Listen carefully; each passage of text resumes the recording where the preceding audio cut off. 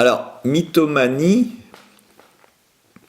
ou d'une manière générale pathologie du mythe, et là encore, une fois de plus, on pourra considérer qu'il peut s'agir d'une pathologie individuelle ou collective. Elle va bien entendu venir orienter ce que j'ai appelé l'axe mythologique, l'axe des mythes et des rites. C'est l'endroit où l'on s'en raconte. C'est aussi l'endroit où l'on peut facilement délirer. On n'est pas très loin sur le schéma du délire paranoïaque, c'est-à-dire de la monomanie, du délire sur un seul thème,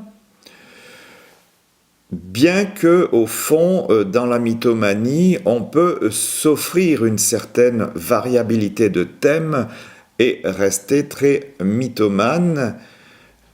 Voilà, on est donc sur une pathologie psychiatrique connue et repérée dans l'histoire, dans les nosographies,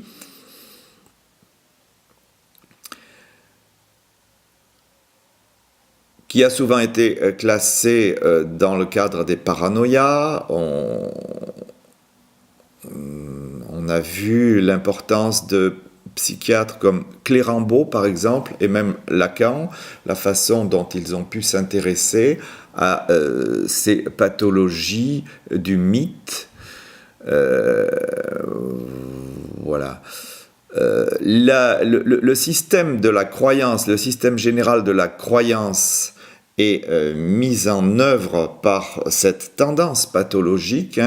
On est d'autant plus croyant d'une manière générale que l'on croit à certains mythes, et pas que dans l'Antiquité, mais aussi dans les 3 livres des 3 monothéismes. Il y a toute une force de représentation mythologique. Cet ensemble de focalisation du système de la croyance,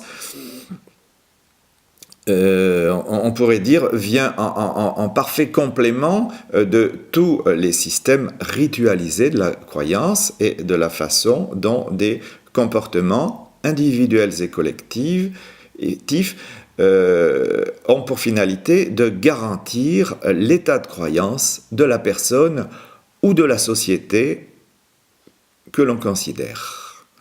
Merci.